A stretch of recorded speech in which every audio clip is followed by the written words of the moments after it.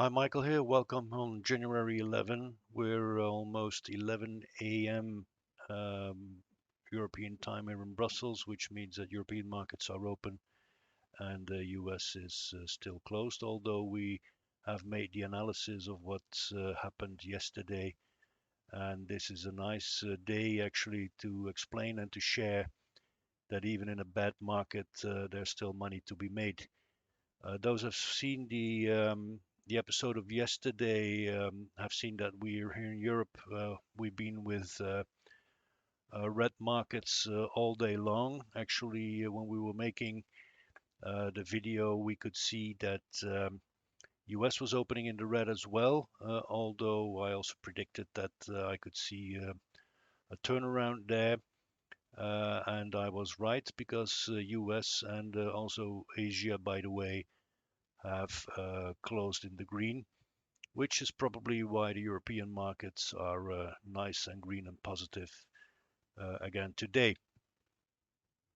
Having said that, yesterday was a bad day, but what I'd like to show you is that even on a bad day in bad markets, money can be made. If we look at these top movers from yesterday, the top six movers ranging between 8.57% in the plus up to CureVac 20.56 in the plus. Those who were already in possession of these stocks yesterday have made money, at least on paper. But let's have a little bit of a look in more detail what these stocks have done. What's more important, if there's still some cookies left in the oven. I've sorted them here already. Here we've got the top movers. First one, CureVac at 20.57% in the plus, and despite that, we are still well over the first resistance, probably because the calculations are not yet completed and the next resistance is not yet known, or we are at a all-time high, and that could be the explanation as well. This is the same for Daku, Dada, and Canadian Solar here. Um, all these stocks have some things in common. I've done a little bit of research there. All of these six have the short, mid, and long-term indicators well in the red. So this is stocks that in general is perceived as very negative. Four of them have a rating of hold, and two of them even of reduce. Um, but there can always be reasons why all of a sudden these stocks are having a little rally and are doing a little bit of a catch up. At some point, they become so cheap that they, for some people, may become buy worthy again. Certainly not for me, because as you know, I've got a different approach to selecting what I would buy and what not. But the bottom line is that you have to collect your data and you have to do your analysis. And the people who have a different strategy and who decided last week to buy CureVac for whatever reason, well, they are 20% richer for the amount that they've put in that risky stock. My approach is different. I keep on talking about my sweet spot. My sweet spot are those stocks that have a rating of buy or accumulate and a spread between the current price and the first resistance of at least 10%. Let me move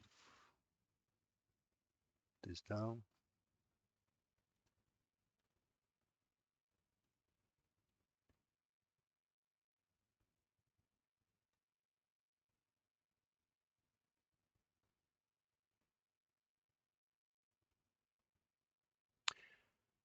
And there we have them. According to the dashboard, there should be 6 of them.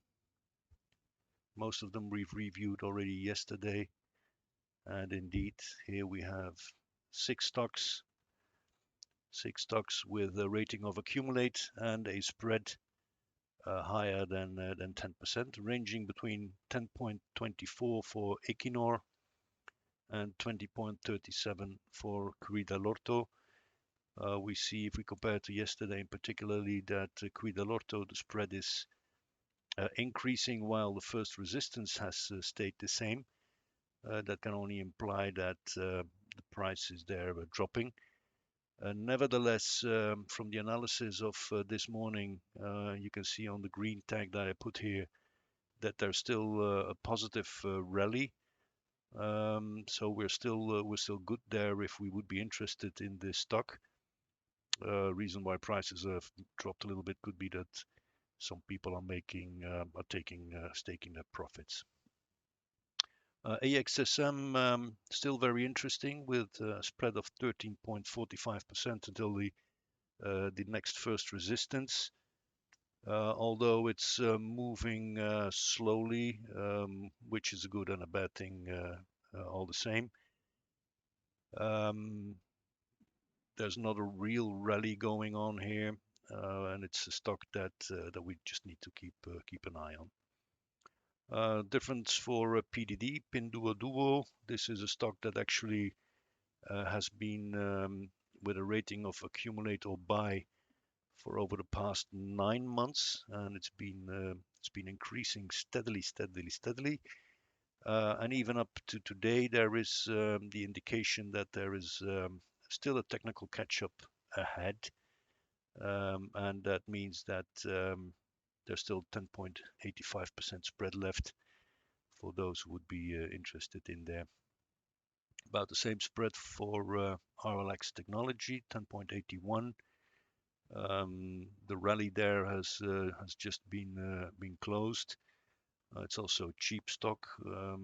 I always find it a little bit dangerous to buy, because you're really careful with the prices you put in, that you're not putting a too high price percentually there. So do your math. Owens Corning, same thing, 10.37 spread left. So still interesting to step in if your professional advisor would agree with you. And lastly, Equinor, EQNR, above 10% spread with 10.24, current price of 31.16. Does that mean that all the records that I'm mentioning here with spreads below 10 are not interesting? Obviously, that is not the case for that statement, as far as that statement is concerned. But it just means that you'll need to keep an eye on them. Huh? You all remember that yesterday or the day before yesterday, Alibaba had a spread also well above 10%. Now we're at 9.54, which means that we were right. Huh? The first resistance has not been changing, so the price has been increasing, which means that people who have bought that a couple of days ago are making money. In conclusion, we can say that at the end of the day, it doesn't matter if all the markets are red or all the markets are green. What matters is that you collect your data, you do your analysis every day, you have a clear strategy on what you want and what you will not do, and when the time is right, you move. That's the update for today. Thank you all very much for watching, and we'll be back tomorrow.